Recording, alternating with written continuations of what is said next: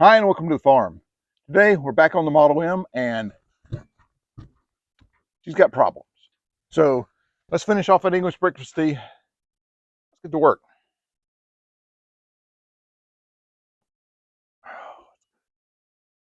Oh, you ready? All right, let's get to it.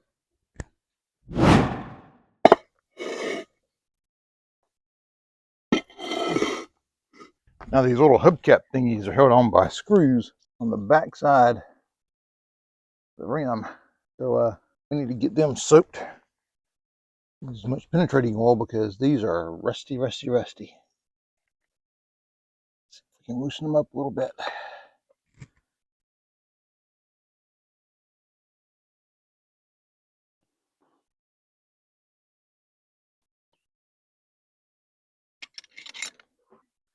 All right, this should just slide her off now, and it does.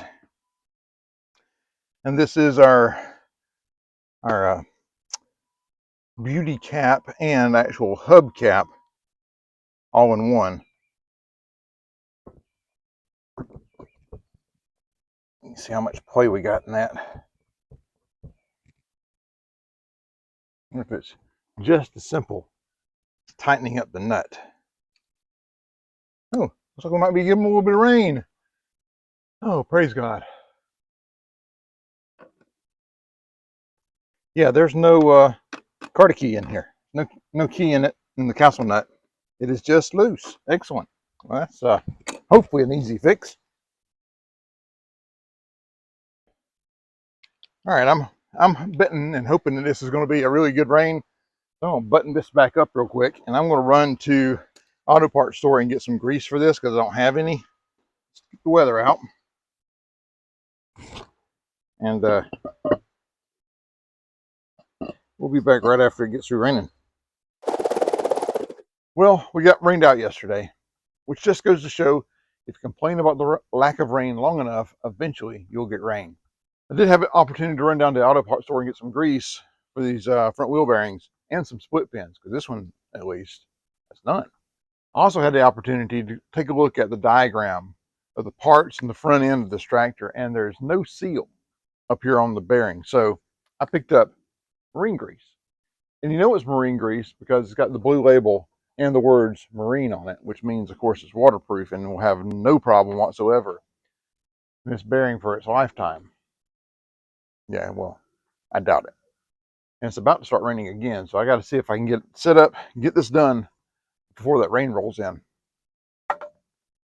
And this bearing is not a solid bearing. It's according to the diagram, it's made in 3 components, and you have to kind of assemble. Best place to put this. And there's a washer and a retainer. I really need a better place to put this. All right, here we have a dirty piece of wood. Good place to set our bearings. All right, knowing this, so maybe it has been converted to an actual case bearing or cased bearing.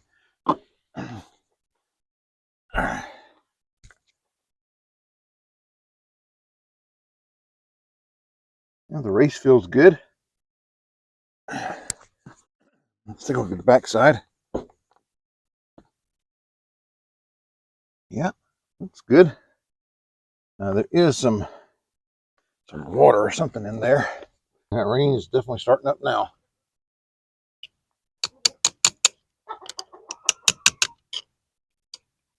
There we go. Right. And this is supposed to be an oil seal back here. I don't know how much it's actually sealing, but whatever. I don't have the time to replace it at the moment, but I guess I'll put that on my list of things to replace in this thing.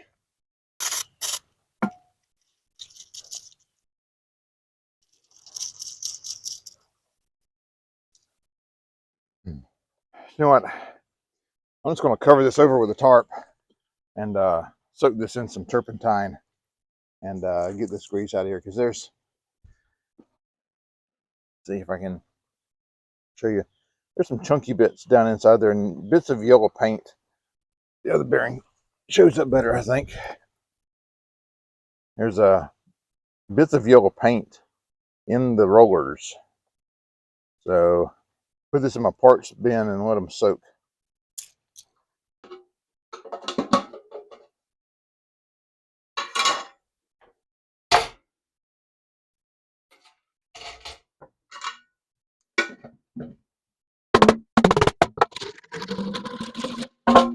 All right, let that soak for about a day or so. Whew, it's been about a week. A lot of rain, moving my daughter from apartment to apartment. So we're back on the John Deere Model M. Let's get this wheel knocked out. I'm going to go ahead and do the other one while we're at it. Mizell. All right, so our bearings are in the turpentine in the building, soaking. So I'm going to go get that now. Get those bearings out. Let's get them cleaned up, greased up, get them on. All right, so earlier I mentioned that there's yellow paint inside those bearings. I think I figured out why. When they did the rattle can rebuild of this guy, they painted all down inside here. All right, so what I did was I put it over to the old wood chipper, because wood chipper can always use a coat of grease. Hit it with degreaser and a small nylon brush, and got most of the grease out of it, but also got the paint, most of the paint out of here. There's a little bit, let me see if you guys can see it. A little bit still right in here that didn't come out. I don't know, maybe I don't want to hit it with a wire brush. With this, there's a seal on the spindle that kind of fits in here. I don't want to mess that up any more than it already is. Time to repack this thing and get it back on the tractor, because we also have the other side, I'm pretty sure, that will be in a similar situation. I just hit the back side of the hubcap here with carb cleaner and degreaser to get this all the grease out of here and get this cleaned up a little bit. And you can see it's green back here. This is probably the factory paint. It's not supposed to be yellow.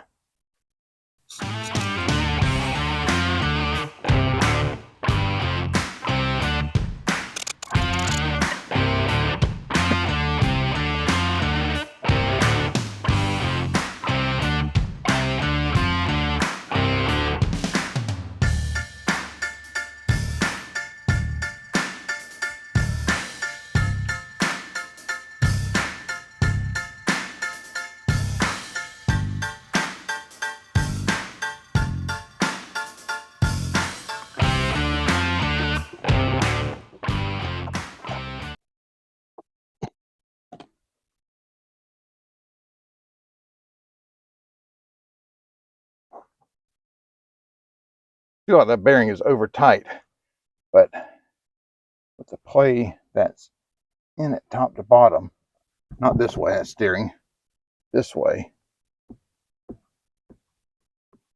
that's what it needs to be.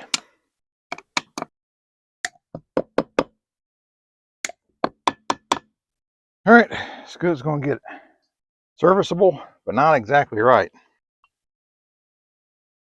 Now, since this also doesn't have a seal, I'm going to coat this, what should be a seat or a seal, really, really well with grease, and hopefully that'll help seal this up.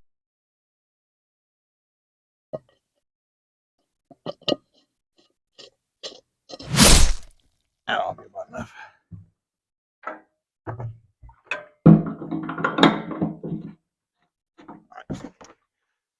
Hey, I see what's going on.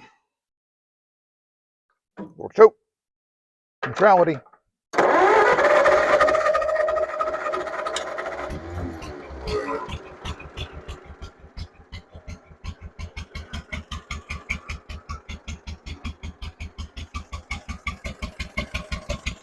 There we go.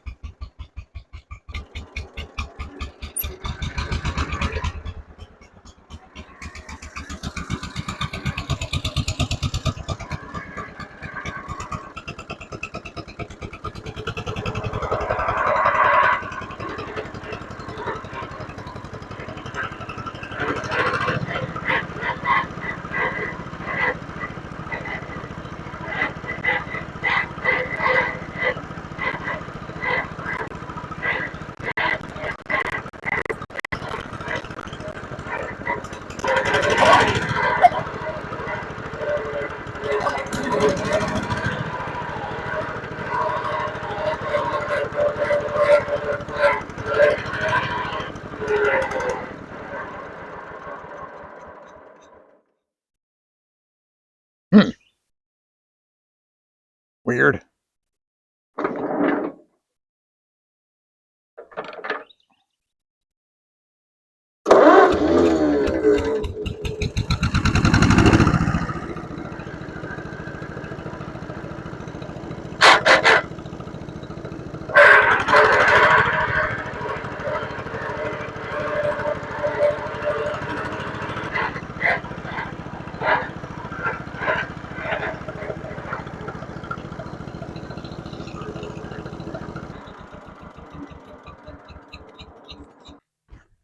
Better than it was.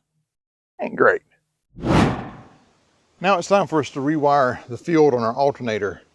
The field does build some residual electricity, just enough to power our coil and keep us running even when we shut the ignition switch off. So I've got some brand new tractor motive wire for doing that. And while we're in the backside of the dash here, we're going to go ahead and put our voltmeter in, because having put the fuel tank in severely limits the access to the back of this panel. Should have already done it before we put the fuel tank in, but you know, wasn't thinking. But for wiring up the voltmeter, I've got a little bit of used wire from my golf cart. From doing the rewiring on the golf cart, I'll put a link up here for that. But it's just a little bit of wire. That's all we need, because all of the voltmeter is going to be inside the dash. It doesn't need long runs, so I'll reuse some wire for that. All right, so that means time to crawl in that itty bitty dash.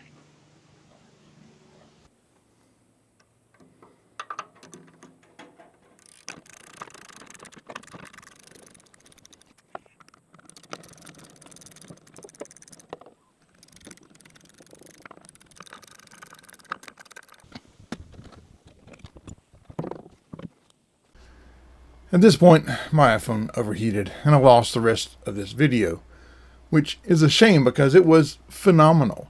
Video that would have put Martin Scorsese to shame. Well, maybe Bob Scorsese. Well, you would just have to use your imagination, but it would have been great. Now, we were supposed to be working on this girl this morning, but we had cows out. They decided to take a stroll down the road, which is not a good thing for cows to be doing. So we had to get them back in the fields. Previously, I had taken the tank off in order to hook up the voltmeter. I had to put the voltmeter in place, hook it up. I didn't realize there's almost no access inside this dash with the fuel tank out. It had been out for so long. So I had to take that out, freshen up my wiring, hook up our auxiliary switch over here, as well as the voltmeter, and put everything back into place. And then I realized that I forgot to hook up the voltmeter, which was the thing that I was doing all that work for to begin with. However, in the meantime, I've decided that the temperature gauge isn't working properly. Well, I know it's not working properly. It might not be working at all, but I know it's at least not working properly. So I've got one of those on order. I'll just replace that with an electrical temperature gauge and get rid of all of this. That's coming in a few days, so this will come back out later. In the meantime, we do have a more pressing problem with the tractor, and that is our number 2 cylinder is not firing reliably. I'm pretty sure it's down on compression. I know it's not spark. Spark is very reliable. Fuel is pretty much fuel. You have one delivery system. So the problem is either going to be the valves or the rings. So there's a couple things that we can do. The simplest thing is, if it is something stuck in the valves, like carbon buildup, or if it is a stuck ring in the piston, is to run Berryman, Seafoam, things like that in a heavy rate to shock the system and see if we can snap those rings free if it's a stuck ring, or clean off and burn off whatever's on the valve. Now in a car, the way we would do this is we would just because it's a downdraft carburetor, we would just pour it down its neck. But this is an updraft carburetor. So what we will do here, I think, is I'll put my solution in a sprayer and spray it into the mouth of the carburetor. And in order to do that, I'll have to remove the breather to get to the front of that carburetor down there. Now luckily I haven't also put the breather tube on yet, but either way, That's the easiest fix. My suspicion is it's either a burnt valve or just scored piston, scored cylinder. And we'll have to either hone it, bore it over, new rings, something. But this is the potential easy fix. So let's get to that.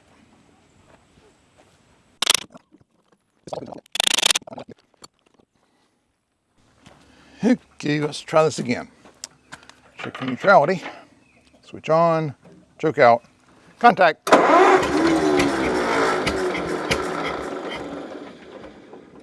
Half choke, contact.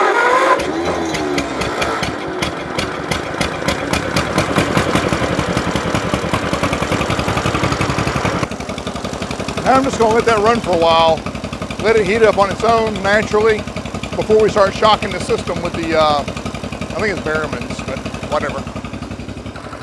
All right, let's take a look at the some of the temperatures we've got going on here.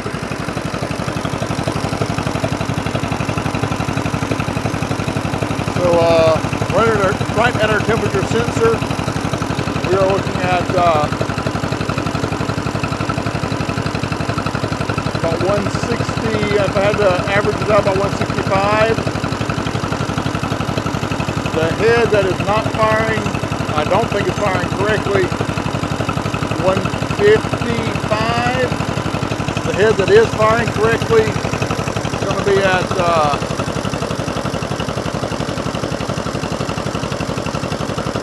let's say that's 240. Water coming into the top of our radiator is at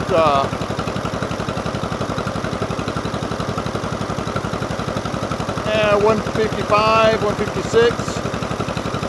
And as it comes down the radiator,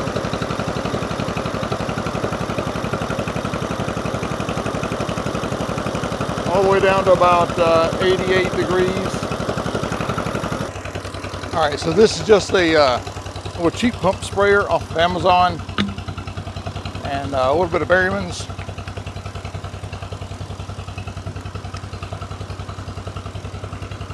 And by a little bit of Berryman's, I mean, yeah, all of it. All right.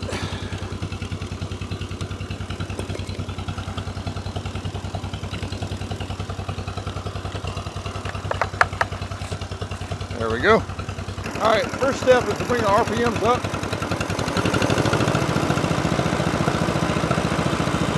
Hopefully you're going to be able to hear me through all this. Maybe, maybe not. We'll see.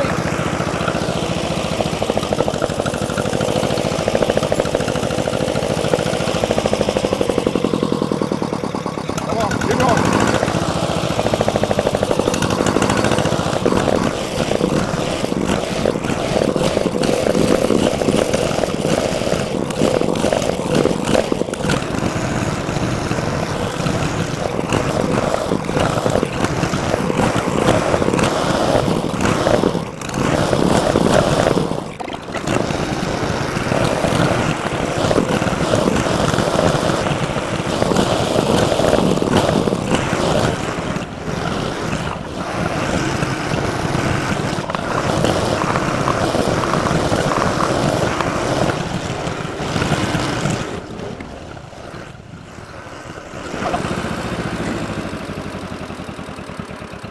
Bring her down, let her start circulating some cooler air.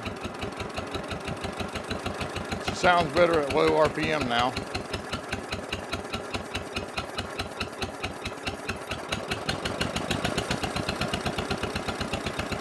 Still black smoke coming out of her exhaust.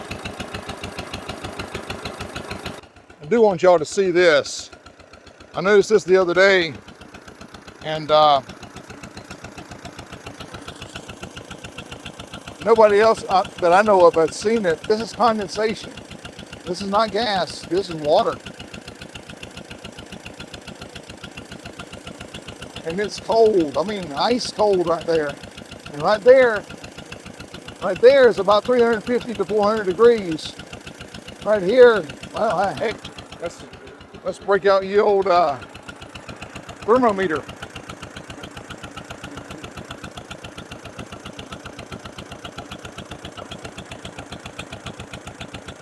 at 63, 62 degrees. And then right here, 455, 450. And that's the one that's not firing all the time. The one that's firing all the time is 670, 660. That's the power of the Venturi. Next on our list is going to be the engine oil. We know that the engine oil is contaminated with the hydraulic fluid from our leaky pump previously. And we know that it's way overfilled. We also know that our oil pressure gauge reads very low. Now that could be for a lot of reasons. It could be because our oil is contaminated with tin weight hydraulic fluid. It could be that our oil pump is bad. Could be. Could also be that our engine is just worn out. Either one of those. But number one, let's get the oil out, new oil in, new oil filter. Don't know when that was ever changed. And we'll do a little mini service right there. We'll see if that oil pressure comes up. One of the great things about working on a tractor is the clearance you have. You can use a full 5-gallon bucket while draining the oil.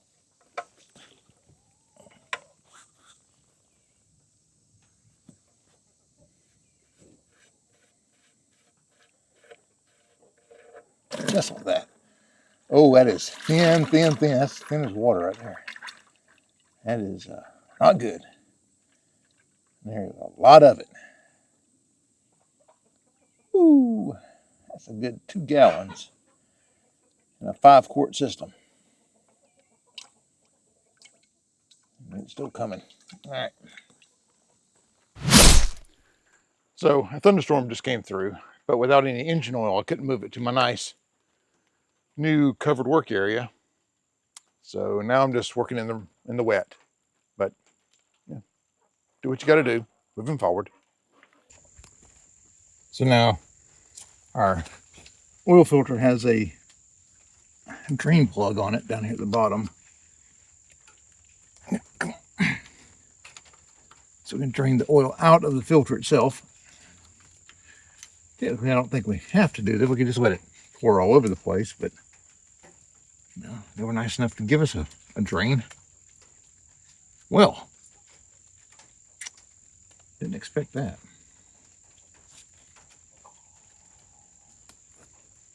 It's gummed up. Ooh, that's gonna be interesting. Gonna be interesting. All right, our oil filter itself is a nice 1-inch. Big boy.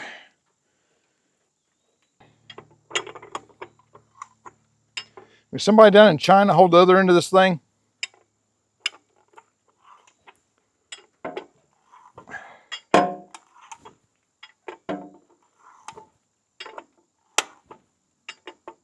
All right, what's up with this now?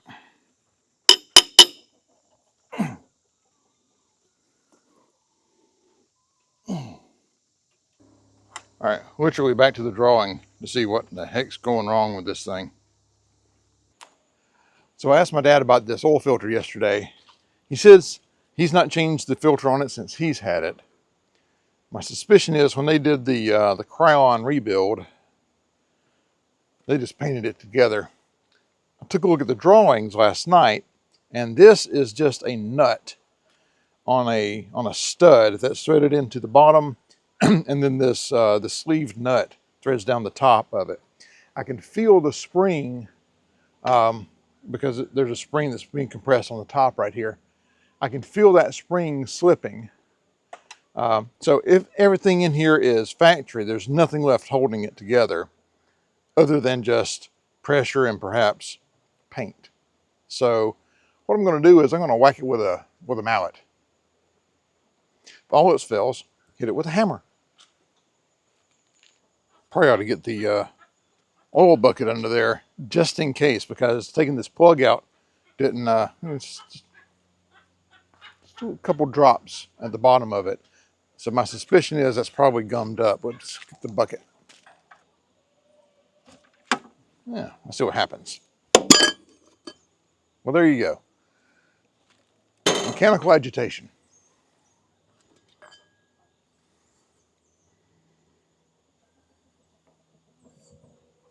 It's dry in here. I mean, the sides of this thing are really, really dry.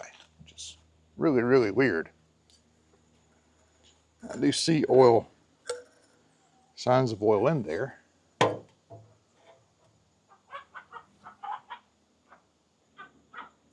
It's kind of strange.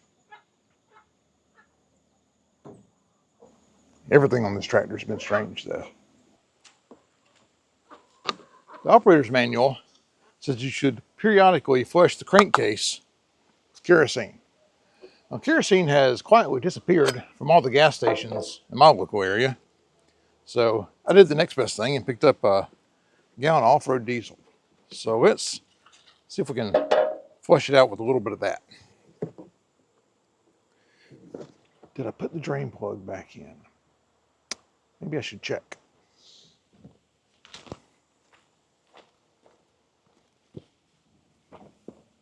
Nah, I did. Excellent.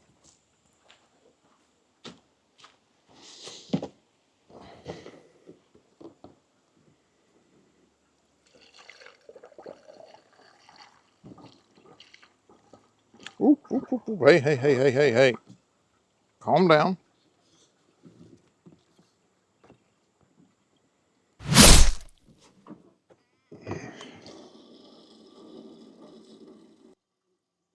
That ought to be enough to turn her over a little bit. We only want to run it about 30 seconds. We don't want to run it for very long at all with this diesel in the crankcase and no oil. Just a little bit, just to stir things up. All right, sure. Fuel is turned on, switch is on, choke is on.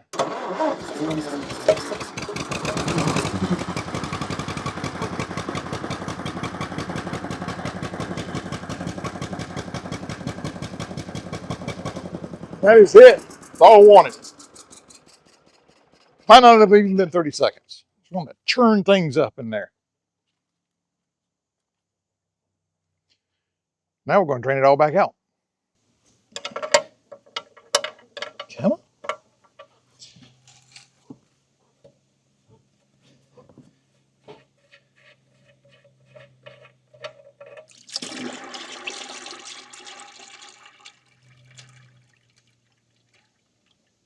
Look there, cherry Kool-Aid.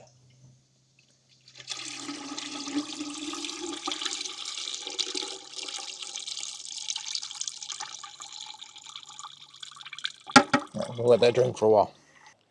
Now we're going to open that oil filter canister back up and see if it looks any different inside this time.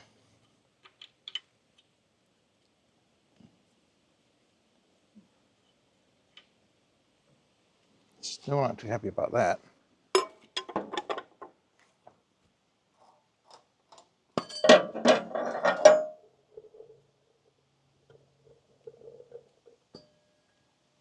There's just sludge in here. So, and I think there's supposed to be a plate underneath this. That might be what's causing our oil pressure to die. If I remember right, in I can't remember, the owner's manual or the service manual, one says that to make sure when you change this filter, the plate, that you put it back. And if not, oil pressure will drop. And I suspect that's our low oil pressure. It's because this plate is gone. It's a previous oil change, it got removed. That was our sludge. That's why we popped that drain down here and nothing came out. Yeah, it was just pure sludge.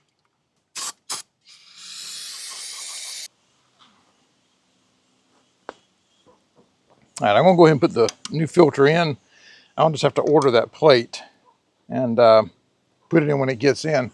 It's been running who knows how many years without it, so that's probably why our number 2 cylinder is probably the rings are wiped in it. The old filter was a Napa, new one's a Carquest. There's a couple of differences in them. The old one had, looks like rubber gaskets here, and this has a cork.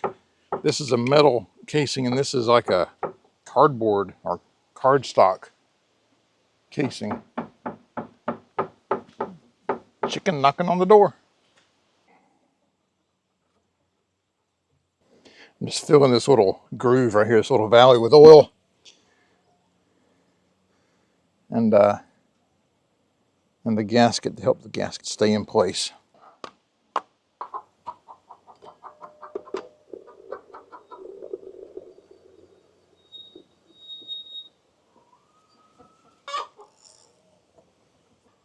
Check, make sure there's no more diesel down in our pan, and we'll put in some new oil. This is the location where we're supposed to check the level of our hydraulic fluid at. And it's been clogged up, and it's actually open. So this obviously isn't working properly at all. So we're going to pull this out and see if we can replace that.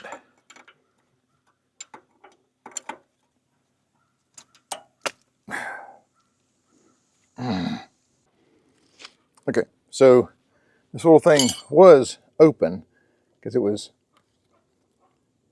all the way in like this, but just the tiniest opening there, and that was never going to work right. It seals good, and maybe it just needs cleaning down here at the bottom.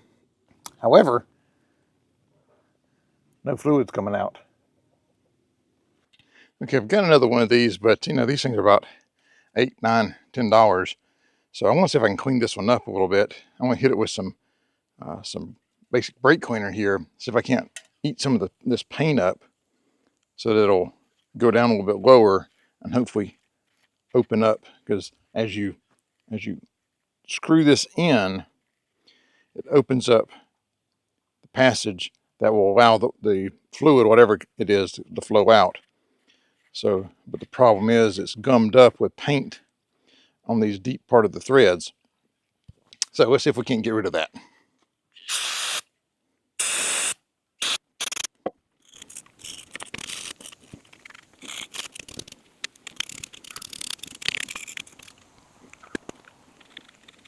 And so now we're closing this all the way in and opening that passage all the way up. So now let's take the nozzle on our brake cleaner and spray through there and clean the dirt daubers and wasp and whatever else is in there out. All right. Never spray like this because it's going to bounce back in your eyeballs. So spray it over to the side. And also wear your nerd goggles because it still can take a funny angle and pop you right in the eyeball. That makes for a bad day right there. Oh yeah, that's much better. All right. I think we can just clean this up just a little bit more with the brush and put that back in. Now, while we're waiting for the crankcase to finish draining of diesel, let's check our transmission fluid because I've been hearing some weird gear noises as I drive it around the yard here. And this is if you're sitting in it, it's right beside your right foot. So your brakes are over here, your clutch is over there. This is the fuel hole for the transmission. Make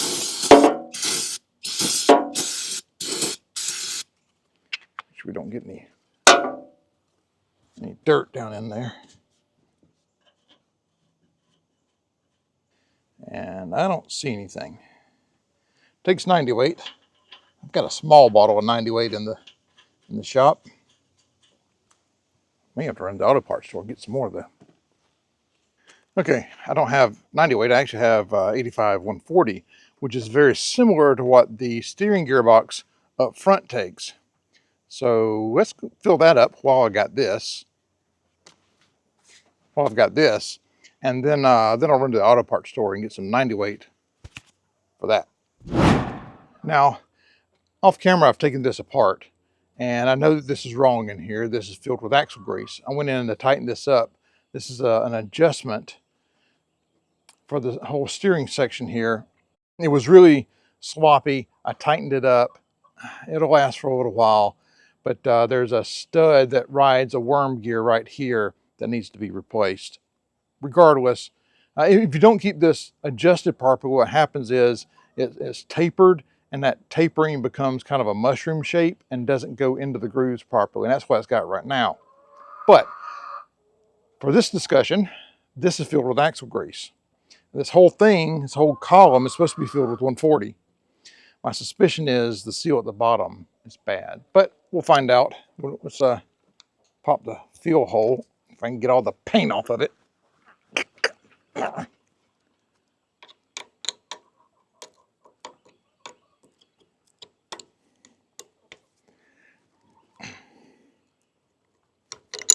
Come on. Let me get a hammer and give that a little tap.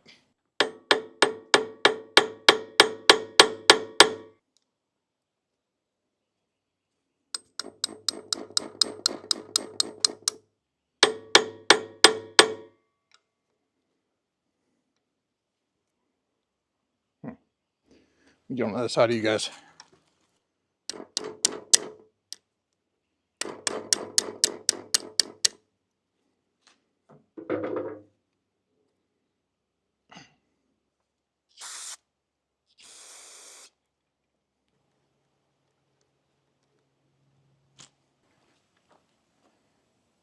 Get you guys in here, take a look at this.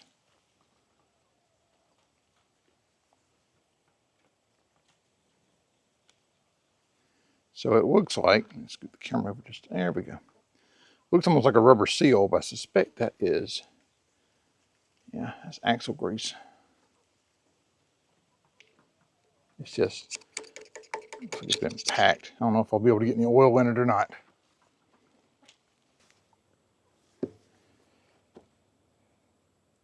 Yeah, it's going somewhere.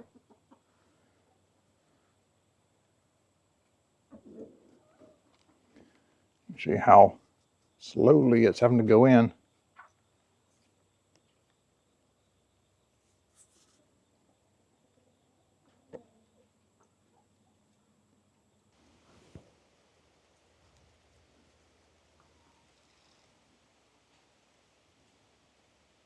All right, well, it appears to be full.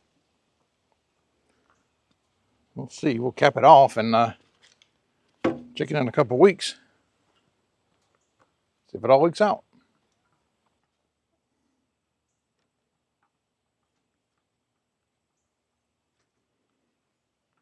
All right, one more thing before we go and get some more 90 weight. Need to put the oil back in it, or new oil in it. This takes 5 quarts.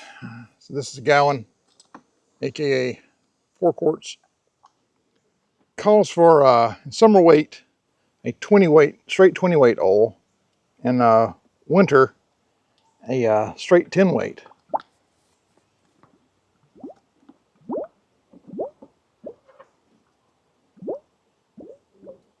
That's interesting sounds. I'm putting in 15W40. Probably ought to put in 20W50. But I bought this oil a while back before I had realized kind of how bad shape this engine is.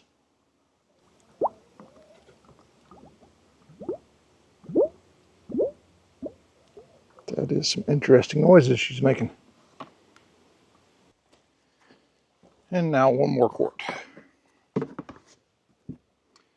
going to kind of eyeball it, and after we run it, we'll check it on the stick.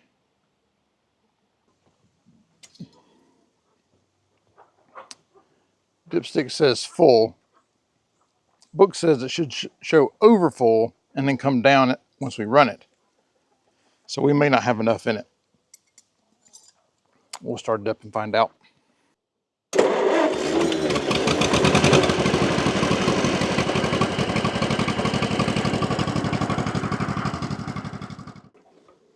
Oil pressure is not showing any higher, but I really didn't expect it to without that plate down the bottom of the by the oil filter. Check the oil bonnet again, a bayonet. Sorry, not a bonnet, it's a bayonet. And it is showing about a half a quart low. So we'll top that off.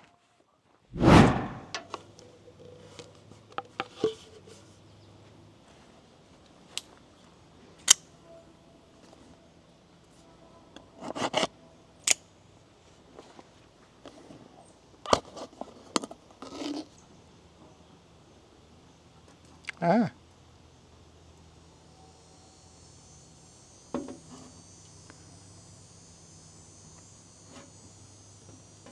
I'm just going to pour, I might as well just pour it all over the place. Some of it will find its way in.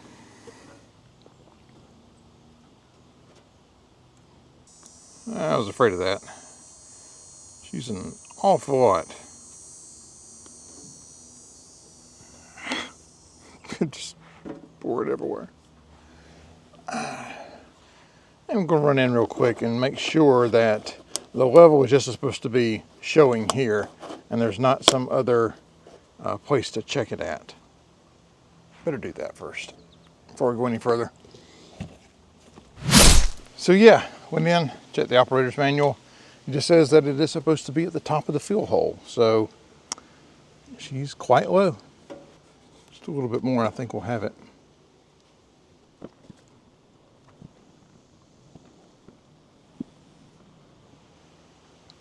And by just a little bit more, I really mean like, you know, all of it, because it just keeps going in. That's not some nice looking stuff coming back at me, which makes sense if it's been that low for that long. All right.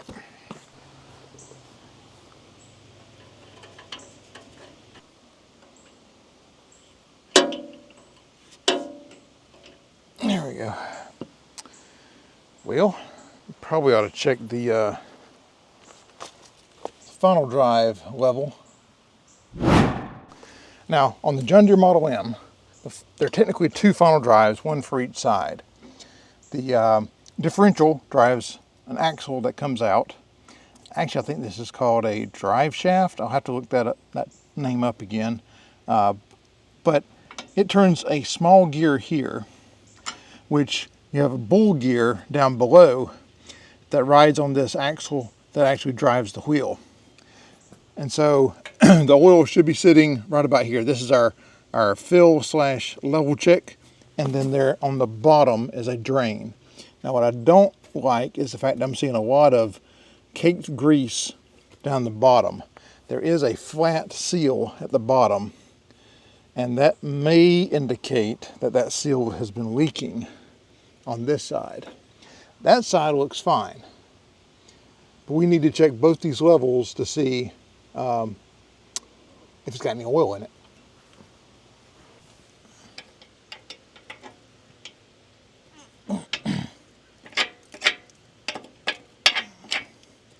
Yeah, we get some brake cleaner.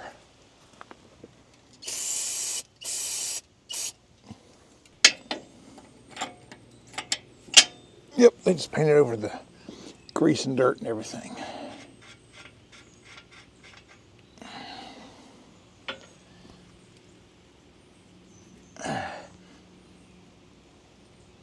Yeah, I can get down about that far and I don't touch anything, so let me get a little zip tie and dip down in there. Okay, let's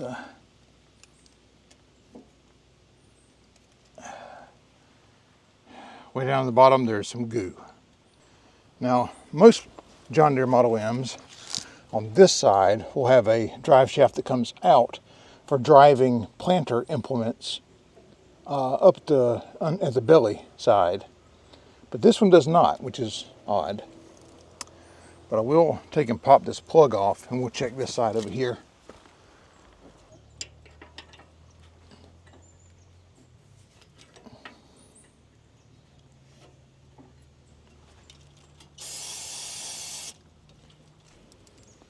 Now this one has grease coming out of these two areas here. I don't know if that's something that has splashed onto it, if that's something that's leaking out of it. It's an odd place to leak if it is. Oh, dang it.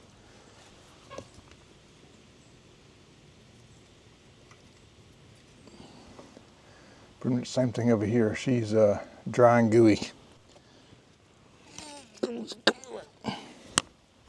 I did not get 908 oil in the squeeze bottles. I got in the big bottle, in the big jug, because of filling the transmission. So I'll have to see if I can find a way to get it in there. All right, so a couple hours of rummaging around in various barns, and I found the flexible funnel. So I can stick that in there. No, I guess I'll just kind of, or maybe I can set it up like that. Let me back you guys up so that you can see a little better. Here we go. So got this kind of pinned up here. That's stuck in pretty well. Let's give it a small pour.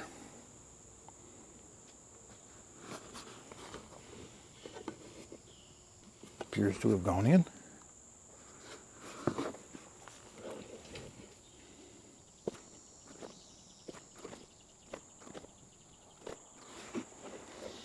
Yeah, that's about half of what I've got left. So I'm going to put the rest of this over on the other side. Give this just a minute to drain out.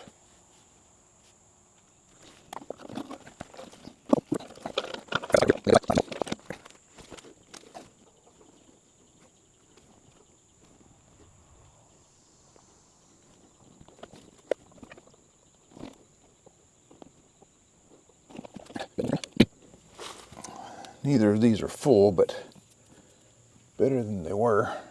At least there's some oil in it. Okay, so I've got my carburetor straight off the tractor. And I don't know if you guys can see down in here or not, but there is fuel puddled at the bottom here. And there is fuel been coming out the front. So it's like it's flooding out. And on an updraft carburetor, that's really difficult to do. Let's flood it out and get a better screwdriver. The bottom's not flat, so I'm having to rest it on my hand because of the drain valve in the bottom.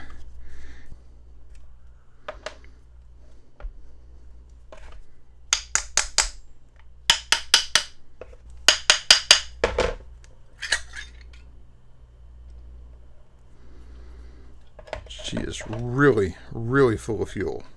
I don't think we wanted the level that high. Right, you just lay over there. It'll be fine. Stay there. So I think I need to adjust those floats to be a little bit lower. Maybe I need to put some gasket sealant on here, some RTV or something like that, to make sure this thing seals a little better, because I suspect that I'm getting basically flooding flash over from the bowl into the actual intake, because I mean you can see, hopefully you guys can see the all the gas sitting down in the intake. Okay, I just went and dumped this out, but I wanted to show you guys this before I cleaned it too much more. We've already got a buildup of rust down the bottom of this thing. I've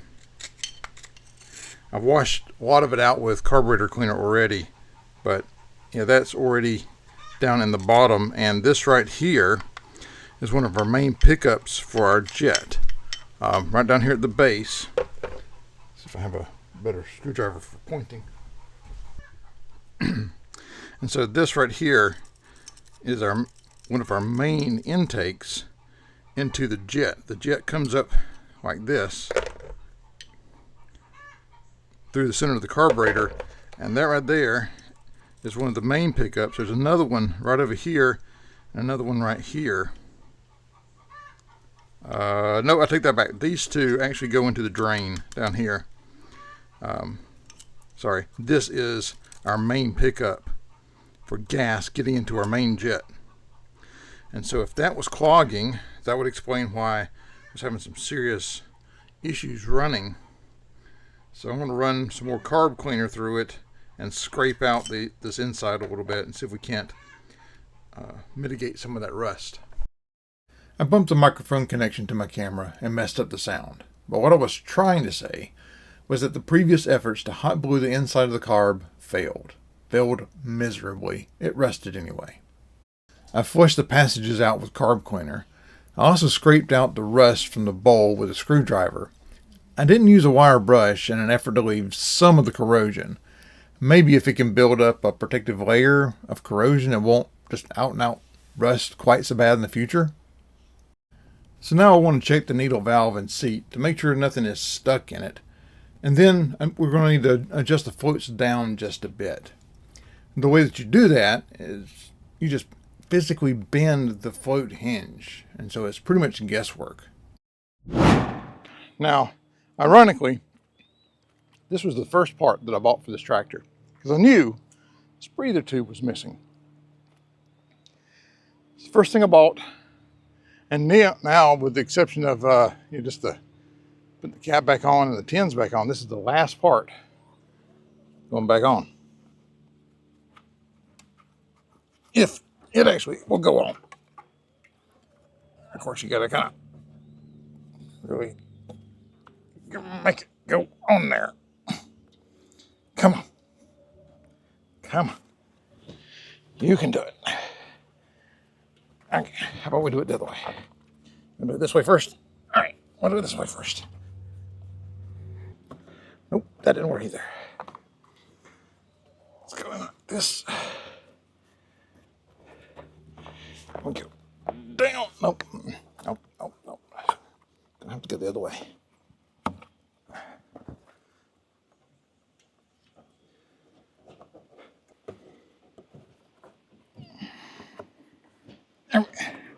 And it's just that easy. Thank you. Thank you. Well, this ought to look familiar. So this is where she was when I first started on it. So I brought it back over here in order to put the tins back on.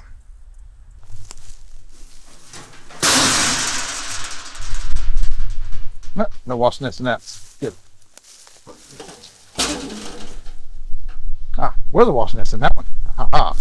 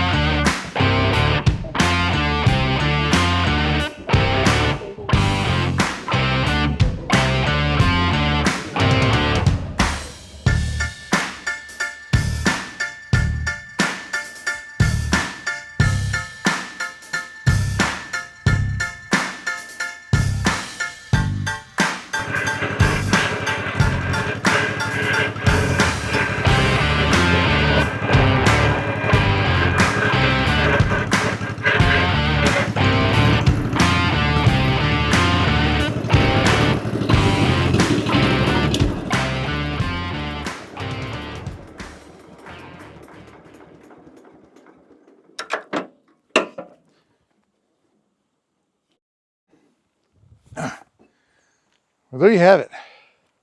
One John Deere M tractor. There's a few more things left to do on her. Radiator cap. I'm probably going to put a cyclone breather on top of that stack there. My auxiliary electricals, I need to get a fuse for that yet. Lights, I'm going to need some lights on it. And this wintertime, probably tear down the transmission and our head / number 2 cylinder. But we'll worry about that this winter. For now, the next step is going to be to take this tractor, work on the sickle bar mower, I believe. So, until next time, thanks for joining me on the farm.